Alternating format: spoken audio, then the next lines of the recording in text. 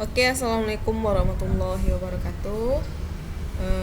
Perkenalkan, nama saya Novika Andriani. Saya dari semester 4, Prodi Manajemen Pendidikan Islam. Mata kuliah tentang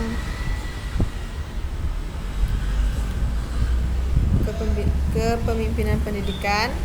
Saya di sini akan dosen pengampu Lesis Andre SPC MSI. Di sini saya akan menjelaskan sedikit makalah saya tentang yaitu syarat-syarat dan prinsip dan kepemimpinan. Baiklah, kita akan membuka PowerPoint yang telah saya siapkan.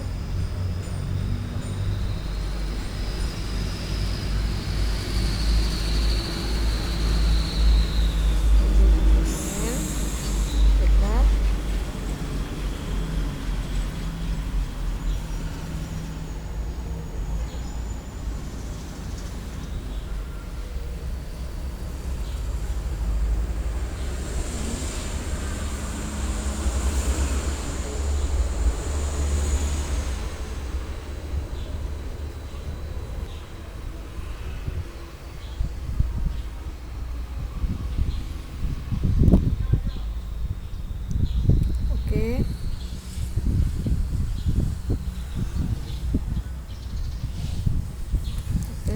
Nama saya Novika Andriani, semester 4, mata kuliah Kepemimpinan Pendidikan, dosen pengampu Lesis Andre SPC MSI. Tugas, syarat-syarat dan prinsip-prinsip dalam kepemimpinan. Selanjutnya yang pertama itu ada yang A, itu unsur-unsur yang menentukan tingkah laku kepemimpinan. Ada 4 unsur yang terdapat dalam suatu skill dalam seni kepemimpinan. Yang pertama yaitu otoritas atau kekuatan pemimpin. Baik, saya jelaskan sedikit tentang otoritas atau kekuatan pemimpin. Otoritas atau kekuatan pemimpin yaitu menekankan pada otoritas dan kekuatan pemimpin. Kedua, istilah ini diambil dari kata authority dan power, menunjukkan pada konsep yang lebih luas. Kata power diartikan sebagai suatu kemampuan individu atau yang bisa ditempuh dan mendapatkan power yang power. Selanjutnya yaitu kemampuan dalam menyatu padukan sumber tenaga manusia yang memiliki daya-daya motivasi dan bervariasi di setiap waktu dan situasi. Saya jelaskan sedikit bahwa dengan berkenaan dengan pemahaman dasar manusia, seorang pemimpin harus mengerti mengenai teori motivasi, jenis-jenis terhadap individu yang kompleks dan berbagai situasi yang mengambil keputusan organisasi. Selanjutnya yaitu kemampuan dalam mengembangkan iklim kerja dalam merespon dan membangkitkan menimbulkan motivasi. Yang bisa saya jelaskan sedikit di sini yaitu dalam unsur ini menjelaskan bahwa seseorang pemimpin menunjukkan kemampuan dan membangkitkan semangat bahwa menggunakan kemampuan mereka dalam menyelesaikan masalah. Yang selanjutnya itu kemampuan dalam mengembangkan gaya kepemimpinan. Saya jelaskan sedikit pada unsur terakhir ini. Unsur gaya kepemimpinan ini lebih menekankan pada kemampuan kepemimpinan. Yang B itu syarat-syarat kepemimpinan. Yang pertama itu kekuatan atau energi. Bisa saya jelaskan, seorang pemimpin harus memiliki kekuatan lahir dan lahiriah dan rohania. Yang kedua itu penguasaan emosional. Penguasaan emosional itu seseorang pemimpin harus dapat menguasai perasaan dan tidak mudah marah dan putus asa. Yang selanjutnya yaitu yang ketiga itu pengetahuan mengenai hubungan kemanusiaan. Saya jelaskan sedikit di sini. Seorang pemimpin harus dapat mengadakan hubungan yang manusiawi dengan bawahannya. Yang keempat, motivasi dan dorongan pribadi. motivasi dan dorongan pribadi, yaitu yang akan mampu menimbulkan semangat, gairah,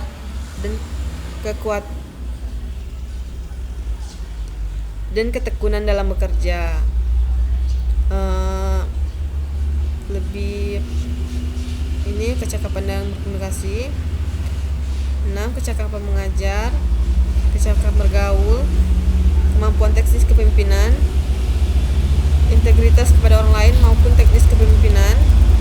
Yang 10 itu memelihara orang lain. 11. Percaya terhadap kemampuan orang lain. 12. Mendengarkan apa yang disampaikan orang lain. 13. Kemampuan memahami. 14. Mengembangkan bakat orang lain. 15. Menjadi arah atau navigator bagi orang lain, mengembangkan bakat orang lainnya. Berhubungan dengan orang lain. 17. Memperlengkapi orang lain. 18. Memproduksi orang berpengaruh.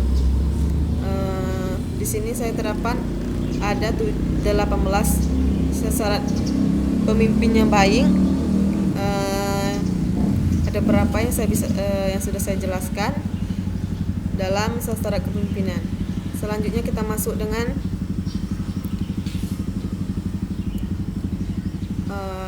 menurut Stockdale dalam buku Persona Factor Associated White Leadership yang dikutip oleh Kartini-Kartono dalam bukunya Pemimpin dan Kepemimpinan, mengatakan bahwa pemimpin itu harus mempunyai kelebihan, yaitu 1. Kapasitas meliputi kecerdasan, kewaspadaan, kemampuan berbicara, dan kemampuan menilai. Yang kedua itu ilmu pengetahuan yang luas. Yang ketiga itu tanggung jawab, mandiri, berinisiatif, tekun, ulet, percaya diri, agresif, dan punya hasrat untuk unggul. Yang keempat yaitu partisipatif, aktif, memiliki sosialibilitas tinggi, mampu bergaul, kooperatif atau suka bekerja sama, mudah menyesuaikan diri, punya rasa humor. Yang kelima atau yang terakhir, status meliputi kedudukan sosial, ekonomi yang cukup tinggi dan populer. Inilah 5 buku Persona Factor Associative Leadership yang dikutip oleh Kartini dan Kartono. Yang selanjutnya yaitu yang C. Yang terakhir itu 5 prinsip kepemimpinan Islam. Yang pertama, rukun atau syahadat atau dalam bahasa Indonesia itu prinsip visioner. Saya jelaskan sedikit, yaitu setiap pemimpin harus memiliki mission statement yang jelas, visi yang jelas kemana dia akan membawa orang yang dipimpin. Sebaik-baiknya mission statement bagi individu maupun pemimpin adalah syahadat. Yang kedua yaitu rukun atau sholat. Di dalam bahasa Indonesia itu prinsip disiplin.